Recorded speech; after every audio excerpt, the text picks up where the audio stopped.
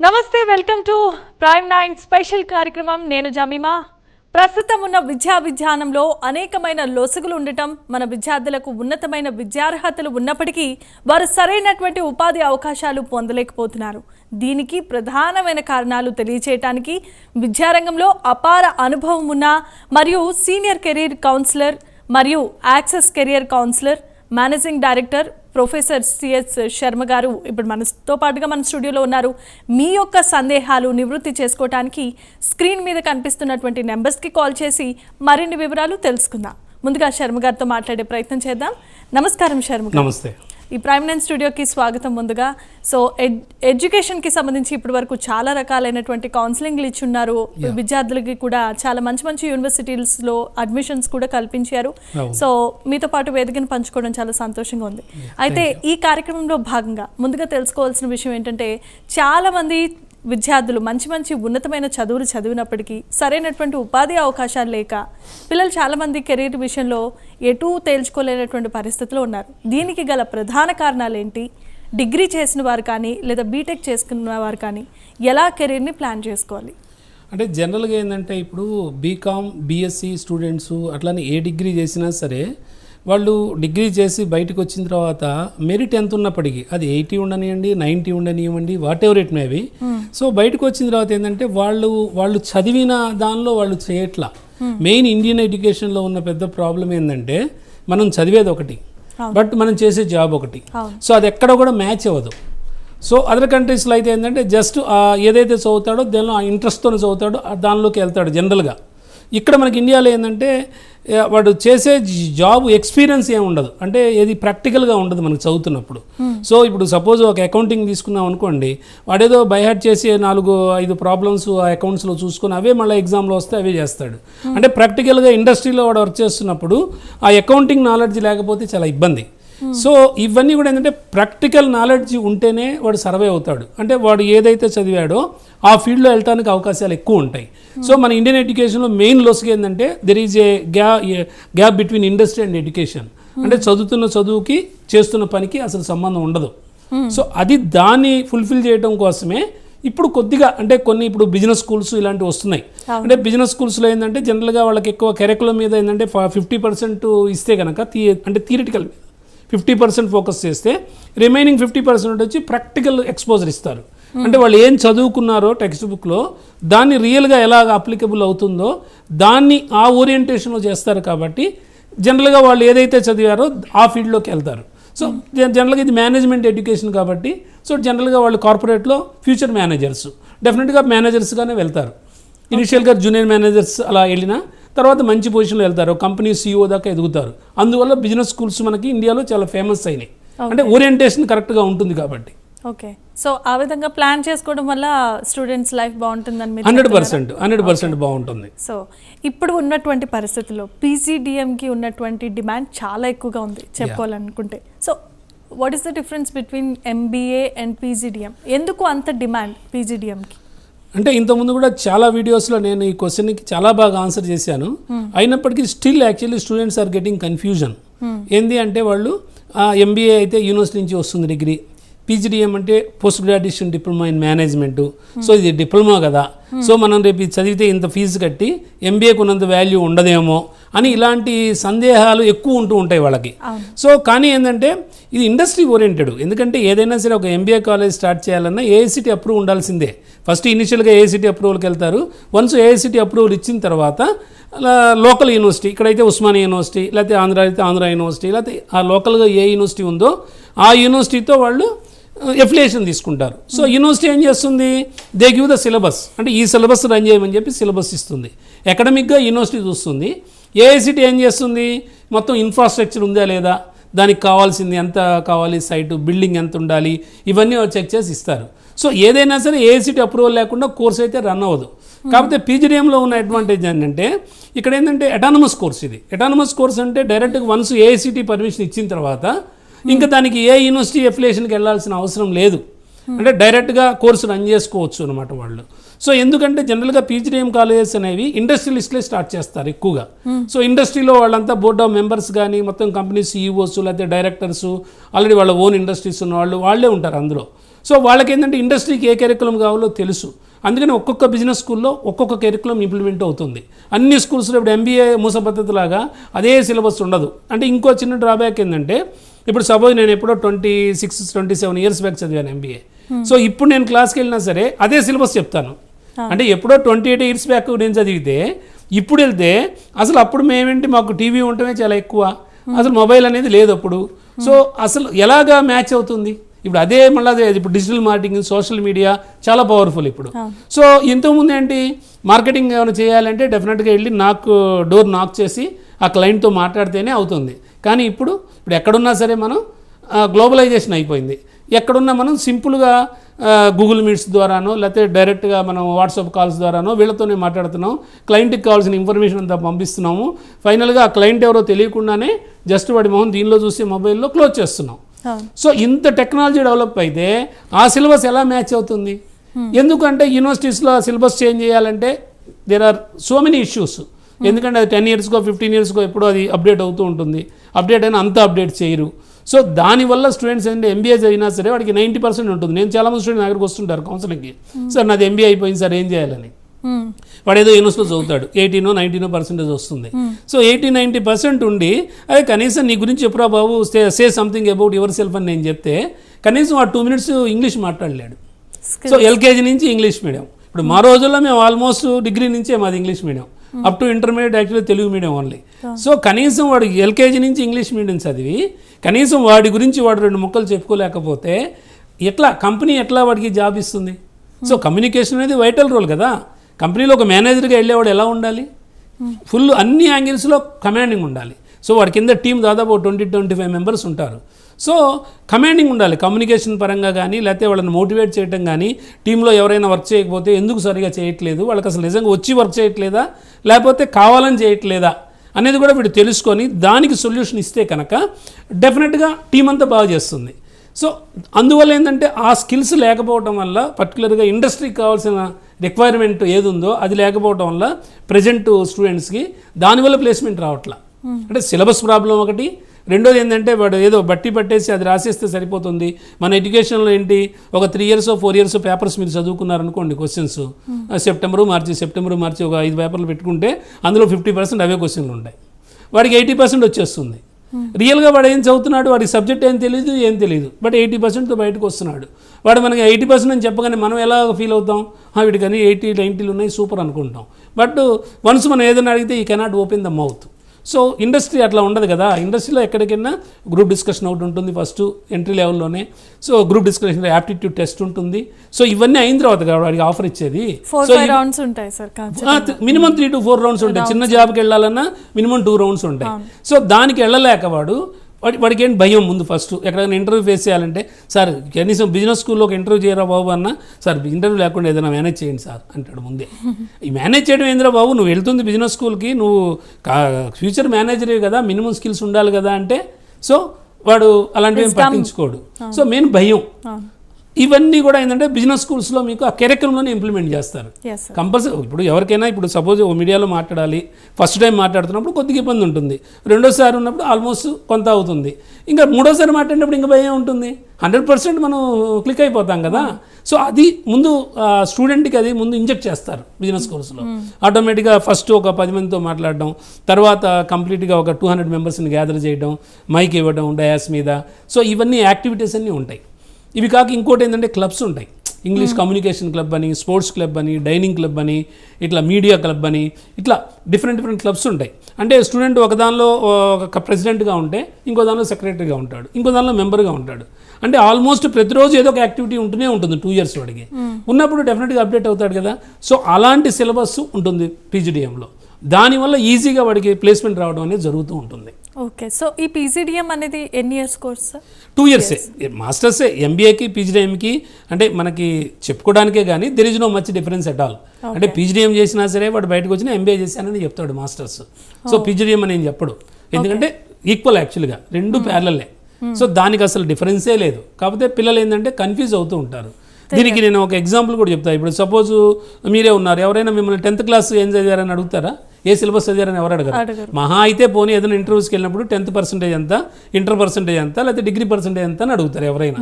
అంతేగా నువ్వు ఏ బోర్డు చదివావు, సిబిఎస్ఈ చదివావా, ఐసిఎస్ఈ చదివావా, లేకపోతే స్టేట్ బోర్డు చదివావా అని అసలు అనవసరం కదా అది. ఇది అంతే, ఇది సెంట్రల్ సిలబస్ లాంటిది, ఏసీటీ అప్రూవ్డ్ కాబట్టి ఇది సిబిఎస్ఈ లాంటిది అనమాట, సెంట్రల్ బోర్డు. ఎంబీఏ అనేది లోకల్ యూనివర్సిటీ కాబట్టి స్టేట్ బోర్డు లాంటిది. సో అంతకన్నా పెద్ద డిఫరెన్స్ ఏమీ లేదు దానికి. ఓకే. సో ఫీజు అనేది కూడా రెగ్యులర్గానే ఉంటుందా సార్? ఇది ఎక్స్పెన్సివ్ అంటే మనకి ఇప్పుడు ఎంబీఏలో అయితే ఏంటంటే నేను కంపేర్ చేస్తూ చెప్తున్నాను. ఎంబీఏలో అయితే మనకి ఏంటంటే జస్ట్ యూనివర్సిటీలో అయితే కొన్ని ఇంతకుముందు అయితే రియంబర్స్మెంట్ ఉండేది ఆంధ్రాలో. సో ఇక్కడ కూడా ఇప్పుడు రియంబర్స్మెంట్ ఉన్నట్టుంది. సో ఇక్కడైతే ఏంటంటే 28,000 30,000 ఉంటుంది ఎంబీఏ. నిజంగా 28,000-30,000 తీసుకుంటే వాళ్ళు ఎలాగ ఇస్తారు ఫెసిలిటీ స్టూడెంట్కి? ఎందుకంటే ఇదంతా ఇండస్ట్రీ ఓరియంటెడ్ కోర్స్ అంతా. సో ఒక ఎక్స్పర్ట్ రావాలంటే గంటకి 3,000-4,000 ఛార్జ్ చేస్తారు. ఒక టీసీఎస్ నుంచో ఇన్ఫోసిస్ నుంచో ఒక సీనియర్ హెచ్ఆర్ రావాలంటే ఆ హెచ్ఆర్ క్లాసులు కొన్ని చెప్పాలి అంటే డెఫినెట్గా వాళ్ళు మినిమం 2,000-3,000 తీసుకుంటారు. సో వీళ్ళు కట్టే 28,000కి 30,000కో ఎలాగా వాళ్ళు ఇవ్వగలుగుతారు? సో వాళ్ళు ఏదో మమ అనిపిస్తారు, ఏదో జస్ట్ ఒక అప్పుడే ఎంబీఏ అయిపోయిన వాడు వస్తాడు, యాజ్ పర్ నామ్ సర్టిఫికేట్ ఉండాలి కాబట్టి వాళ్ళని ఫ్యాకల్టీగా పెడతారు. సో ఆటోమేటిక్గా ఎంబీఏ అయిపోతుంది, వాడికి 80% వస్తుంది. బట్ సర్టిఫికేట్ తప్ప ఇంకెందుకు పనికిరాదు అది. సో పీజీ టైంలో అట్లా ఉండదు. పీజీ టైంలో ఏంటంటే వాడి క్వాలిఫికేషన్ కన్నా కూడా జస్ట్ వాడికి ఎంబీఏ ఉన్న చాలు, పిహెచ్డీ అలాంటివి ఏం అవసరం లేదు. జస్ట్ ఎంబీఏ ఉండి ఇండస్ట్రీలో 15 years 20 years వర్క్ చేసి ఉంటే వాడు ఫ్యాకల్టీగా వస్తాడు. ఇక్కడ వాడికంటే టీచింగ్ అనేది ప్యాషన్ ఉంటుంది కొంతమందికి. ఇప్పుడు బ్యాంక్స్లో డీజీఎంలు ఇలా అంటారు, వాళ్ళు 15 years తర్వాత వీఆర్ఎస్ తీసుకొని బయటకు వస్తారు. వాళ్ళు ఏంటంటే టీచింగ్లో కొంత ప్యాషన్ ఉంటుంది, టీచింగ్లో ఉండాలనుకుంటారు వాళ్ళు, స్టూడెంట్స్తో కాస్త అట్లా యాక్టివ్గా ఉండాలని. సో వాళ్ళు వస్తారు ఇందులో ఫ్యాకల్టీగా వచ్చినప్పుడు ఎలా అవుతుందంటే వాళ్ళకి రియల్ ఎక్స్పీరియన్స్ ఉంటుంది. అంటే బ్యాంకింగ్లో వాళ్ళు ఎలాంటి ప్రాబ్లమ్స్ ఫేస్ చేశారు, ఆ ప్రాబ్లమ్స్ అన్నీ కూడా స్టూడెంట్తో పంచుకుంటారు కాబట్టి రేపు వీళ్ళు బ్యాంకింగ్ సెక్టార్కి వెళ్ళినప్పుడు ఎలాంటి ప్రాబ్లం అయినా సాల్వ్ చేయగలుగుతాడు. సో ఇలాంటి అంతా కూడా అంటే ఫ్యాకల్టీ అంతా కూడా ఇండస్ట్రీ నుంచి వస్తుంది కాబట్టి ఇక్కడ ప్లేస్మెంట్ అనేది ఈజీ అవుతుంది. అక్కడ ఓన్లీ అకాడమిక్ ఓరియంటెడే, వాడికి ఎంబీఏ ఉంటే చాలు వాడు ఫ్యాకల్టీనే. అక్కడ శాలరీస్ ఎంత ఉంటాయి, ఇక్కడ ల్యాక్స్లో ఉంటాయి బిజినెస్ స్కూల్స్లో శాలరీస్. ఎందుకంటే వాళ్ళ మంచి నిష్ఠాతులు రావాలంటే మరి ఊరికినే రారు కదా. సో ఆల్మోస్ట్ వాడికి ఇండస్ట్రీలో అంత ఎక్స్పీరియన్స్ ఉండి అక్కడ 2 lakhs 3 lakhs per month తీసుకుంటున్నప్పుడు ఊరికినే రారు కదా ఇక్కడ. సో అదే లెవెల్ అంతకన్నా ఎక్కువ ఉంటేనే వస్తారు. సో అందుకని చెప్పి బిజినెస్ స్కూల్స్ బాగా ఫేమస్ అయినాయి. అంటే ప్లేస్మెంట్ బాగుంటుంది. ఇవన్నిటితో కాకుండా మళ్ళీ కొన్ని కంపెనీస్లో ఎంఓఈస్ ఉంటాయి. ఆ ఎంఓఈస్ ఉండటం వల్ల ఏంటంటే ఆల్మోస్ట్ కంపెనీ 150 కంపెనీస్ విజిట్ చేయడం ప్లేస్మెంట్స్ కోసం, ఒక్కొక్కరికి 2-3 ఆఫర్లు రావడం, ఇలాంటివన్నీ కూడా జరుగుతుంటాయి.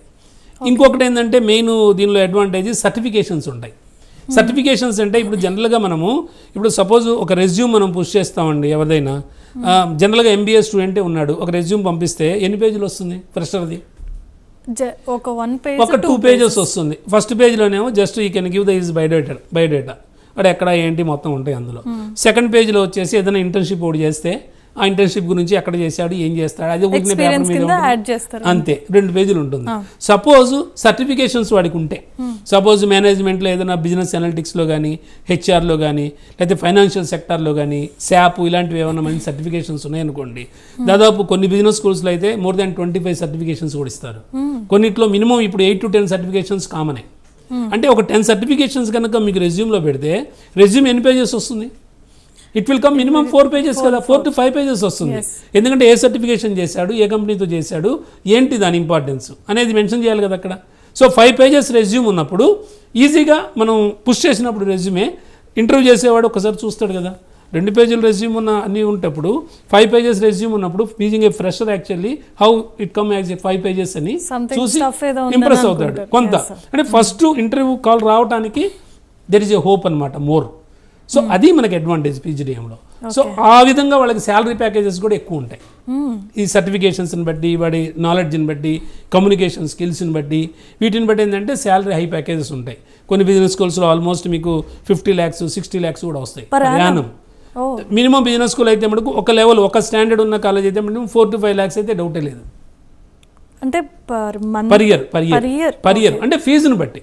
ఇప్పుడు అంతా ఉంటుంది, అన్ని బిజినెస్ స్కూల్స్ ఒకే ఫీజు ఉండవు, అన్ని బిజినెస్ స్కూల్స్ ఒకే కరికులం ఉండదు. సో వాళ్ళు ఇచ్చే ఇన్ఫ్రాస్ట్రక్చర్, వాళ్ళు ఇచ్చే ఫ్యాకల్టీ, వాళ్ళు ఇచ్చే సర్టిఫికేషన్స్, వాళ్ళు ఇచ్చే ల్యాబ్స్, వాళ్ళు ఇచ్చే ఇంటర్న్షిప్స్, ఇవన్నీ కూడా ఓకే పెయిడ్ ఇంటర్న్షిప్స్ ఉంటాయి. 3 months సమ్మర్లో ఇంటర్న్షిప్కి వెళ్తారు, 2 months 1 month వచ్చి వింటర్ ఇంటర్న్షిప్కి వెళ్తారు. ఆల్మోస్ట్ వాడికి ప్లేస్మెంట్కి అసలు ఎందుకు మనం ఎక్కడికి వెళ్ళినా ప్లేస్మెంట్ ఎందుకు రావట్లా, what is the reason actual not getting the placement? Sharma గారు మనం దీన్ని కంటిన్యూ చేద్దాం. కాలర్స్ కూడా సిద్ధంగా ఉన్నారు. ఫస్ట్ కాల్ అటెంప్ట్ చేద్దాం. నమస్కారం కిరణ్ గారు. నమస్తే మేడం. శర్మ గారు ఉన్నారు, మీరు మాట్లాడండి. Good evening sir. Good evening please. Sir మా ఖమ్మం అండి. మా బ్రదర్ డిగ్రీ చదువుతున్నాడు, బీకామ్ ఇప్పుడు డిగ్రీ ఫైనల్ ఇయర్. ఎక్కడికి వెళ్తున్నాడండి? ఎక్కడికి వెళ్తున్నాడు బీఫార్మ్ చదివి? BCom sir. ఎక్కడికి వెళ్ళట్లేదు సార్, అదే నెక్స్ట్ అసలు కెరీర్ ప్లాన్ ఎలా చేయాలి? Pharmacy. Okay, pursuing pharmacy. After pharmacy ఏం చేయాలి అని అడుగుతున్నారు, అంతే కదా? అవును సార్. ఓకే. ఆల్రెడీ అందులో నెక్స్ట్ క్వశ్చన్ ఉంది మేడం దగ్గర. సో మోస్ట్లీ ఇందా చూశాను మేడం ఇచ్చిన క్వశ్చన్స్లో. Okay, no issue. అంటే జనరల్గా ఏంటంటే ఈ ఫార్మసీలో అయిన ప్రాబ్లం ఏంటంటే బీఫార్మసీ సార్ అయిపోయిందా క్వశ్చన్? ఓకే. సో బీఫార్మసీ ఏంటంటే మీకు జనరల్గా వీళ్ళు చాలా దీంతో వస్తారు స్టూడెంట్స్ బీఫార్మసీ చదివేవాళ్ళు. అంటే ఆల్మోస్ట్ అందరూ డాక్టర్స్ అవ్వాలి అనుకున్న వాళ్ళే బీఫార్మసీకి వచ్చేవాళ్ళంతా. అక్కడ ఇక డాక్టర్ ఇక అవ్వలేము అన్న ఇదే వచ్చిన తర్వాత అప్పుడు బీఫార్మసీకి వస్తారు. అంటే జస్ట్ ఇక మనం ఇంకా డాక్టర్ అవ్వలేము, ఇంకా ఏదో ఒకటి చేయాలి ఆ మెడిసిన్ రిలేటెడ్ అని ఫార్మసీకి వస్తారు. సో బీఫార్మసీ వచ్చిన తర్వాత ఏంటంటే ప్రాబ్లం ఎక్కడ వస్తుందంటే బీఫార్మసీలో, సో బీఫార్మసీలో మీకు ఫిజిక్స్ బీఎస్సీ కెమిస్ట్రీ వాడు వస్తాడు కాంపిటీషన్కి. అంటే ఏదైనా ల్యాబ్స్కి వెళ్తే ఇప్పుడు రెడ్డి ల్యాబ్స్ కానీ అరవిందో ల్యాబ్స్ కానీ లేకపోతే ఇంకా ఏదైనా ఏది ఫార్మస్యూటికల్ ఇండస్ట్రీకి వెళ్తే బీఎస్సీ కెమిస్ట్రీ వాడు వస్తాడు, బీఫార్మసీ వాడు వస్తాడు, డిప్లొమా ఇన్ ఫార్మసీ వాడు వస్తాడు. సో వీళ్ళు కాకుండా మళ్ళీ ఎంఫార్మసీ అంటే ఖాళీగా ఉంటాం ఎందుకులే అని చెప్పి కొంతమంది ఊరికి ఎంఫార్మసీ కూడా చదువుతారు, వాళ్ళు ఎంఫార్మసీ వాళ్ళు వస్తారు. ఇదంతా కాక మళ్ళీ డాక్టర్ ఆఫ్ ఫార్మసీ అని ఉంది, ఫార్మా డి. సో వాళ్ళు కొద్దిగా దీనికి రాకపోయినా ఈ 4 ఫీల్డ్స్ వాళ్ళు అయితే వస్తారు. పోనీ వాళ్ళు ఏమైనా ఎక్కువ శాలరీ ఇస్తారా? ఎంఫార్మసీ చదివాడు వీడు, ఏమైనా ఎక్కువ శాలరీ ఇద్దామని అదేం ఉండదు. సో వాళ్ళు ఎలా చూస్తారు ఇండస్ట్రీ, ఎవరు తక్కువ శాలరీకి వస్తే వాళ్ళు ఉంటారు, వాళ్ళకి అది అడ్వాంటేజ్. రెండోది ఏంటంటే వాళ్ళకి ఎక్కువ కన్సిస్టెన్సీ ఎక్కడ ఉంటుంది అంటే ఎక్కువ రోజులు మన కంపెనీలో వెళ్లకుండా ఎవరుంటారు అనేది వాడు చూసుకుంటాడు. ఎవరుంటారంటే జనరల్గా బీఎస్సీ కెమిస్ట్రీ వాడికి పెద్ద అవతల ఏం అవకాశాలు ఉండవు కాబట్టి వాడు వన్స్ జాయిన్ అయితే స్లోగా వాడికి 12,000 13,000తో స్టార్ట్ చేస్తే వాడి కెరీరు స్లోగా వాడికి ₹1,00,000 శాలరీ వచ్చేసరికి ఆల్మోస్ట్ ఒక 25 years అంటే ఒక 20 years 15 years ఎక్స్పీరియన్స్ వచ్చిన తర్వాత అప్పుడు వాడి శాలరీ 1 lakh అవుతుంది ఇండస్ట్రీలో. బీఫార్మసీ వాళ్ళ గ్రోత్ పరంగా అంతే ఉంటుంది కానీ ఫాస్ట్గా ఉండదు గ్రోత్. కానీ ఇప్పుడు ఎలా ఉన్నారు స్టూడెంట్స్ అందరూ అంతా సాఫ్ట్వేర్ వాళ్ళతో కంపేర్ చేసుకుంటున్నారు. సాఫ్ట్వేర్ వాళ్ళ ప్యాకేజెస్ ఎలా ఉంటాయి, ఏది చూసినా సరే మినిమం 4 to 5 lakhs, ఇంకా దానికి అన్లిమిటెడ్, దానికి ఎంతనే మనం చెప్పలేం, క్రోర్స్లో కూడా ఉండొచ్చు. సో స్టూడెంట్ కూడా ఆ థింకింగే ఉంది వాళ్ళకు కూడా. అంటే ప్రజెంట్ కాస్ట్ ఆఫ్ లివింగ్ కూడా అలాగే ఉంది.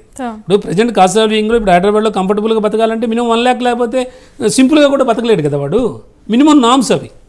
సో ఇవన్నీ కూడా బేరీజ్ వేసుకుంటే కనుక ఫార్మసీ వాళ్ళకి ఏంటంటే అనుకున్నంతగా లేదు ఫార్మా రంగంలో. అందుకని వాళ్ళు ఏం చేస్తున్నారంటే ఇప్పుడిప్పుడే కొద్దిగా ఈ బీఫార్మసీ చదివిన వాళ్ళు కూడా మేనేజ్మెంట్కి వచ్చేస్తున్నారు. అంటే ఎంబీఏ పీజీడీఎంకి వచ్చేస్తున్నారు బిజినెస్ కోర్సులో. ఈ పీజీడీఎంలో కూడా మీకు ఫార్మా మేనేజ్మెంట్ కూడా ఉంటుంది కావాలంటే. అంటే నేను చెప్తూ ఉంటా స్టూడెంట్స్కి, ఈ ఫార్మాలో నేను ఏదో సాధించాలి, ఫార్మా అంటే నాకు చాలా ఇష్టం, ఫార్మానే నా ప్రాణం అని కొంతమంది ఉంటారు ఇందులో. అలాంటి వాళ్ళకి ఇంకా తప్పదు, ఇంకా వాళ్ళ ఆ ఫీల్డ్ వదిలి బయటికి రాను అంటే వాళ్ళకి ఫార్మా మేనేజ్మెంట్ అని ఒక కోర్స్ ఉంటుంది పీజీడీఎంలోనే. అంటే ఎంబీఏనే పీజీడీఎంలో సేమ్ ఎంబీఏ రిలేటెడే. సో ఆ ఫార్మా మేనేజ్మెంట్ కనుక వాళ్ళు చేస్తే మేనేజ్మెంట్ సెక్టార్లో ఫార్మస్యూటికల్ రంగంలో వెళ్తారు. సార్ నా ఉద్దేశం అయితే నేనేం చెప్తానంటే, సార్ అడిగారు కాబట్టి దానికన్నా కూడా జనరల్ మేనేజ్మెంట్కి వస్తే ఆపర్చునిటీస్ అన్నీ వైడ్ అవుతాయి కదా, వైడన్ అవుతాయి కదా. నువ్వు ఓన్లీ ఎందుకు ఆల్రెడీ చదివావు కదా, నువ్వు ఫార్మా 4 years ఫార్మా చదివావు, నీకు ఏదైనా రెడ్డిలో కానీ అరవిందోలో కానీ లేదా ఇంకో దానిలో కానీ ఆపర్చునిటీ వస్తే they give first priority to you only. Why? Because you have core knowledge. అంటే 4 years ఫార్మా నాలెడ్జ్ ఉంది నీ దగ్గర, సో డెఫినెట్గా నిన్నే తీసుకుంటారు. సో అందుకని చెప్పి నేననే ఏంటంటే జనరల్ మేనేజ్మెంట్కి వస్తే ఫార్మాకి ఎలిజిబిలిటీ వస్తుంది. ఏ రంగంలో అయినా సరే మేనేజ్మెంట్ అనేది మ్యానుఫ్యాక్చరింగ్ సెక్టార్లో వెళ్ళొచ్చు, ఐటీ సెక్టార్లో వెళ్ళొచ్చు, సర్వీస్ సెక్టార్లో వెళ్ళొచ్చు, ఎక్కడైనా అవకాశాలు ఉంటాయి. కాబట్టి ఈజీగా వాడి కెరీర్ ఒక 6 lakhs 7 lakhsతో స్టార్ట్ చేస్తే వితిన్ 3 yearsలో మినిమం ఎంత లేదన్నా ఒక 10 to 12 lakhsకి వెళ్ళిపోతాడు ఈజీగా. మరో కాలర్ కూడా సిద్ధంగా ఉన్నారు, ప్రసాద్ గారు వైజాగ్ నుండి. నమస్కారం ప్రసాద్ గారు. నమస్కారం అండి. శర్మ గారితో మాట్లాడండి. హలో చెప్పండి సార్. నమస్కారం అండి. నమస్తే. అది మా అబ్బాయి పాలిటెక్నికల్ మెకానికల్ చేసి ఇంజనీరింగ్ మెకానికల్ చేశాడండి. Okay, very good. తర్వాత ఇప్పుడు సాఫ్ట్వేర్కి వెళ్ళాలా లేదంటే కోర్ జాబ్కి వెళ్ళాలా ఆ, ఏంటనేది అర్థం కాకుండా ఉన్నాను. Okay okay. అంటే ఎక్కడ చేశాడు? ఈ Vignan engineering college. Vignan. Okay, very nice. యాక్చువల్గా myself also from Vignan only. I worked about 10 years in Vignan group. Okay, no issue. అంటే మీరు యాక్చువల్గా ఓకే అయిపోయిందా సార్? అంటే ఇది అమెరికా కాకుండా వేరే కంట్రీస్ లో కాంటాక్ట్ చేసి జాబ్ వచ్చే ఏమన్నా ఉన్నాయా? ఓకే ఓకే, అదే అదే అదే అదే దానికే వస్తున్నాను నేను. సౌదీ అరేబియాలో కానీ జర్మనీలో కానీ ఉన్నాయని విన్నాను. షూర్ డెఫినెట్గా I try to actually explain to you about that. Okay, అంటే మీకు ఏంటంటే మెకానికల్ జనరల్గా పాలిటెక్నిక్ స్టూడెంట్స్ ఏంటంటే పాలిటెక్నిక్ అయిన తర్వాత మెకానికల్కి వచ్చారు. సో వాడికి ఏంటంటే కంప్లీట్ కోర్ నాలెడ్జ్ బాగా ఉంటుంది. అంటే పాలిటెక్నిక్ నుంచి వచ్చిన వాళ్ళకి ఏంటంటే నాలెడ్జ్ అద్భుతంగా ఉంటుంది, అందులో డౌట్ లేదు. సో వాళ్ళకున్న ప్రాబ్లం ఏంటంటే మెయిన్ కమ్యూనికేషన్ స్కిల్స్. మెయిన్ మళ్ళీ అక్కడికే వచ్చాం. ఎక్కడికి వచ్చామంటే మళ్ళీ మొదటికే వచ్చాం. ఏంటంటే పాలిటెక్నిక్ చదివిన వాళ్ళకి ఎందుకంటే అంత కమ్యూనికేషన్ స్కిల్స్ ఎక్స్ట్రాడినరీగా ఉండవు. ఎందుకు ఉండవు అంటే దెర్ ఈజ్ ఎ రీజన్. ఎందుకంటే కొద్దిగా రూరల్ ఎన్విరాన్మెంట్లో ఉంటాయి. జనరల్గా పాలిటెక్నిక్ వచ్చే వాళ్ళంతా కూడా రూరల్ బెడ్ నుంచి వస్తారు. సో వాళ్ళకి అంత పెద్ద నాలెడ్జ్ ఉండదు. అంటే సబ్జెక్ట్లో ఉంటుంది. సపోజ్ ఇప్పుడు అతను తీసుకుంటే పాలిటెక్నిక్ అద్భుతంగా మంచి మెకానికల్ కోర్ నాలెడ్జ్ ఉంటుంది. కానీ ఎక్కడన్నా గ్రూప్ డిస్కషన్కి వెళ్ళాలన్నా లేదా ఏదైనా నలుగురిలో మాట్లాడాలన్నా అలాంటి స్కిల్స్ ఉండవు. సో ఆ స్కిల్స్ ఉంటే కనుక డెఫినెట్గా జాబ్ వచ్చేస్తుంది అతనికి. సో ఈజీగా వస్తుంది. లేదు అంటే అతను ఒకవేళ సాఫ్ట్వేర్ రంగానికి వెళ్ళాలి అంటే మెకానికల్ రిలేటెడ్ ఏమున్నాయో చూసుకొని సాఫ్ట్వేర్స్ సో ఈజీగా నేర్చుకోగలిగినవి ఉంటే, ప్రస్తుతం బిజినెస్ అనలిటిక్స్ బాగుంది. బిజినెస్ అనలిటిక్స్ అందరూ వెళ్తున్నారు దానికి. అంటే సాఫ్ట్వేర్ కంప్యూటర్ సైన్స్ వాళ్ళు వెళ్తున్నారు, మెకానికల్ వాళ్ళు వెళ్తున్నారు, ఈసీ వాళ్ళు వెళ్తున్నారు, even BSc computer science BBA వాళ్ళు కూడా వెళ్తున్నారు. సో అందులో ఎందుకంటే మనకి హడూప్ ఒకటి, పైథాన్ ఒకటి, ఇంకా ఆర్ ఒకటి, ఎస్ఏఎస్ ఇలాంటి ట్యాబ్లు ఇలాంటి సాఫ్ట్వేర్సే ఉంటాయి. సో అవన్నీ కూడా అనలిటికల్ సాఫ్ట్వేర్స్ కాబట్టి అంత విపరీతమైన ప్రోగ్రామింగ్ రాయాల్సిన అవసరం ఉండదు.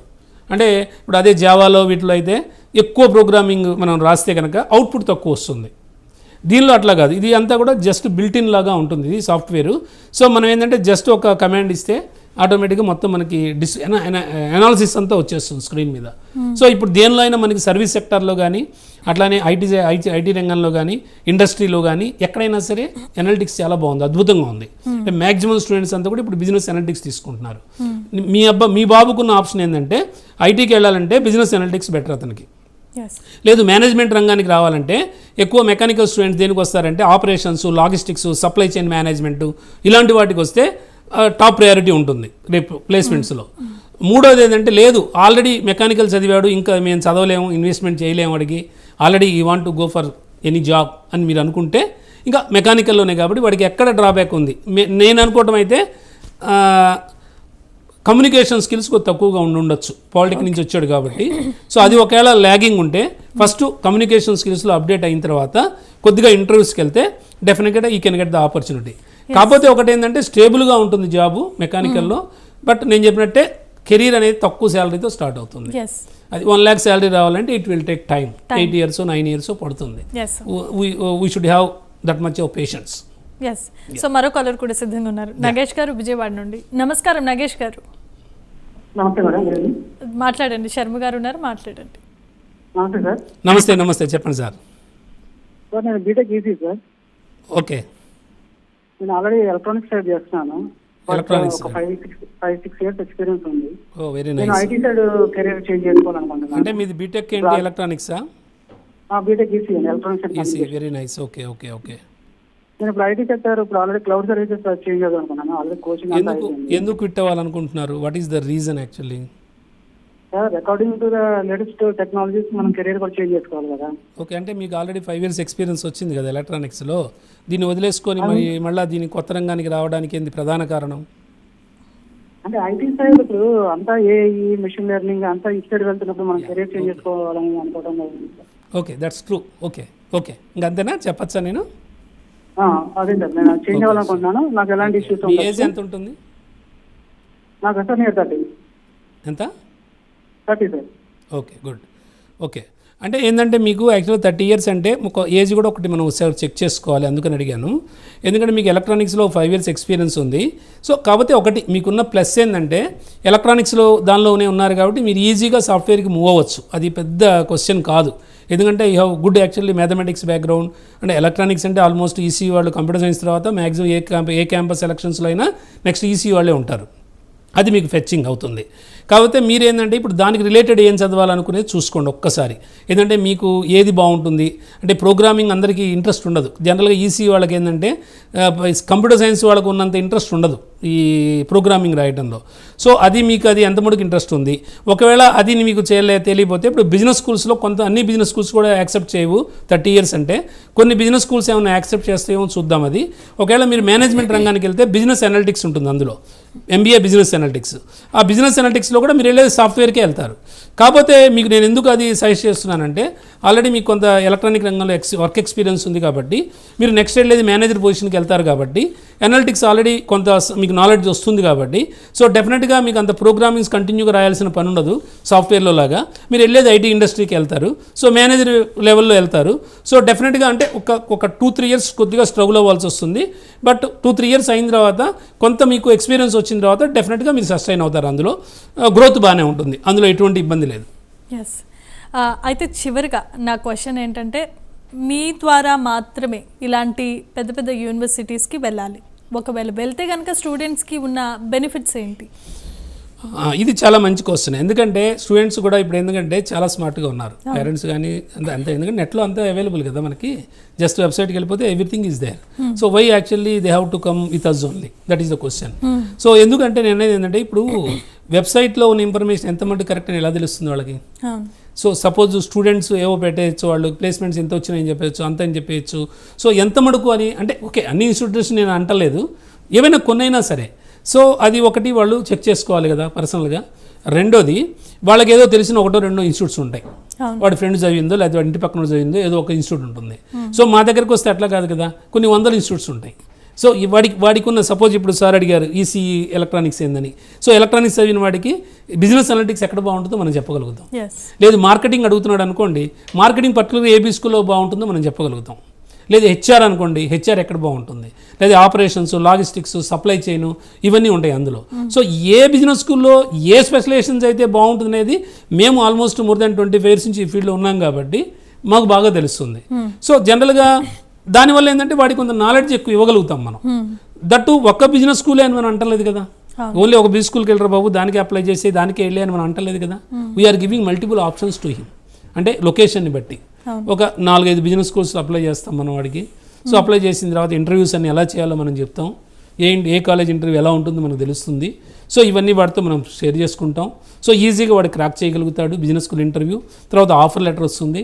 ఆఫర్ లెటర్ వచ్చిన తర్వాత ఇంకో ప్రాబ్లం ఏంటంటే వాడు డైరెక్ట్గా అప్లై చేసుకున్నాడు అనుకోండి, సపోజ్ ఆఫర్ లెటర్ డేట్ అయిపోతుంది, వాళ్ళు ఇచ్చేది 5 days 4 days ఇస్తారు పేమెంట్కి, వీడు కట్టడు ఏదో అదర్ రీజన్తో. అదే మన దగ్గరకు వచ్చారనుకో, మనం ఒక మెయిల్ పెట్టి కాలేజ్ మేనేజ్మెంట్కి due to this reason only actually I could not pay the token amount, so please give accept it actually for 10 more days అని చెప్పి ఒక 1 week 10 days టైం ఇప్పించి వాడిని మనం పుష్ చేయగలుగుతాం. అదొకటి అడ్వాంటేజ్. ఇన్ఫర్మేషన్ పరంగా మొత్తం మనం వాడికి ఆ కాలేజ్ గురించి ఎలా ఉంది ఏంటి మొత్తం ఇస్తాం, అంటే ఎవిడెన్షియల్ ప్రూఫ్ ఇస్తాం. మూడోది ఏంటంటే మనం చెప్పడమే కాదు, ఆల్రెడీ మన స్టూడెంట్స్ చదువుతుంటారు అక్కడ, ఆల్రెడీ చదివి ప్లేస్మెంట్స్ వచ్చిన వాళ్ళు ఉంటారు, చదువుతూ 2nd yearలో ఉంటారు వాళ్ళంతా స్టూడెంట్స్. వాళ్ళ ఫీడ్బ్యాక్ తీసుకోవచ్చు కదా, వాళ్ళు డైరెక్ట్గా స్టూడెంట్ నెంబర్ ఇస్తే స్టూడెంట్తో మాట్లాడచ్చు, ఎలా ఉంది బిజినెస్ స్కూల్, బాగుందా, ఫ్యాకల్టీ ఎలా ఉన్నారు, ఆ ప్లేస్మెంట్ అంతా కరెక్ట్ అయినా వాళ్ళు ఇచ్చింది, సో రియల్గా ఎంతమంది ప్లేస్ అయ్యారు, ఏదో అన్నీ కనుక్కోవచ్చు వాడు. ఇంకోటి అడ్వాంటేజ్ ఏంటంటే ఆ కౌన్సిలింగ్, ఒక మెంటార్షిప్ అనేది మన దగ్గరికి వస్తే ఉంటుంది వాడికి. అంటే ఇప్పుడు ఎలా క్రాక్ చేయాలి, ఏ స్పెషలైజేషన్ తీసుకోవాలి. ఎందుకంటే ప్రతివాడికి ఎవరో పక్కన వాళ్ళు తీసుకున్నారని చెప్పి మనం చేయలేం కదా పని. వాడి ఫ్రెండ్ హెచ్ఆర్ తీసుకున్నాడని హెచ్ఆర్ తీసుకోలేడు కదా. సో వాళ్ళ ఏం చదివారు, బీటెక్ కంప్యూటర్ సైన్సా, లేకపోతే ఎలక్ట్రానిక్సా, లేకపోతే జనరల్ బీకామా, వాడు చదివిన దాన్ని బట్టి, లేకపోతే బీబీఏనా, వాడు చదివిన దాన్ని బట్టి వాడికి ఏ కోర్సు బాగుంటుంది, ఎక్కడ లొకేషన్ బాగుంటుంది, శాలరీ ప్యాకేజెస్ ఎలా ఉంటాయి, ఇవన్నీ క్లియర్గా చెప్పి మనం చేస్తాం. కాబట్టి ఇంకోటి ఫైనల్గా ఉండే అడ్వాంటేజ్ ఏంటంటే సపోజ్ ఇప్పుడు మనకేంటంటే నేను ఐమా మెంబర్ని, లైఫ్ మెంబర్ని. సో మనకి ఏంటంటే మనకు ఆల్రెడీ బిజినెస్ స్కూల్స్తో అసోసియేషన్స్ ఉండటం వల్ల మనకేంటంటే కొంత ప్రతి అప్లికేషన్లో కూడా కూపన్స్ ఉంటాయి మనకి. సో 50% 40% అప్లికేషన్ ఫీజు కూడా తగ్గుతుంది. అంటే what ever getting the benefit from institution, simply I try to give to the student only. అంటే అందులో ఆ అమౌంట్ ఎంత తగ్గుతుందో అది వాడికే ఇస్తా, కూపన్స్ వాడికే ఇస్తా. సో వాడు ఇప్పుడు 4-5 ఇన్స్టిట్యూషన్స్ అప్లై చేసుకున్నాడు అనుకోండి, వాడు ఒక్కడ అప్లై చేసుకుంటే ఆల్మోస్ట్ ఒక 5,000 6,000 స్పెండ్ చేయాలి. అదే నా ద్వారా వచ్చాడు అనుకోండి వాడికి ఒక 2000 2500 అయిపోతాయి 5 ఇన్స్టిట్యూషన్స్. ఓకే. అది మేజర్ అడ్వాంటేజ్. ఇంకోటి ఏంటంటే ఇంకా ఫైనల్గా ఉన్న అడ్వాంటేజ్ ఏంటంటే ఇంకొకటి, మీకు అక్కడికి వెళ్ళిన తర్వాత ఏదైనా ప్రాబ్లం వచ్చిందనుకోండి, ఒక్కొక్కసారి ఇప్పుడు బీకామ్ వాళ్ళే ఉంటారు, లేకపోతే జస్ట్ మ్యాథమెటిక్స్ లేకుండా బైపీసీ స్టూడెంట్స్ వస్తారు కొంతమంది మేనేజ్మెంట్కి. వాళ్ళకి ఏంటంటే కొద్దిగా 2 మ్యాథమెటిక్స్ పేపర్స్ ఉంటాయి, క్యూటీ ఒకటి ఓఆర్ ఒకటి ఉంటుంది, ఆపరేషన్స్ రీసెర్చ్ అని క్వాంటిటేటివ్ టెక్నిక్స్ అని. సో ఇలాంటి పేపర్స్ ఏంటంటే కొద్దిగా వాళ్ళకి భయాందోళనలకు లోన్ అవుతారు ఫస్ట్లో వెళ్ళంగానే, అర్థం కాకపోతే ఫార్ములాస్ అవి. సో అలాంటప్పుడు మనం ఏం చేస్తామంటే కొంత ధైర్యం చెప్తాం ఫస్ట్. రెండోది ఏంటంటే ఆ ఫ్యాకల్టీతో మాట్లాడి sir is not able to follow the thing actually please take care more care అని చెప్పి సజెస్ట్ చేయగలుగుతాం. Yes sir. సో చాలా ధన్యవాదాలు శర్మ గారు. ఇప్పటి వరకు విద్యార్థులతో చాలా మందితో మాట్లాడారు. అట్ ద సేమ్ టైం మాకున్న సందేహాలను కూడా నివృత్తి చేసినందుకు ప్రత్యేక ధన్యవాదాలు తెలియజేసుకుంటూ ఉన్నాం.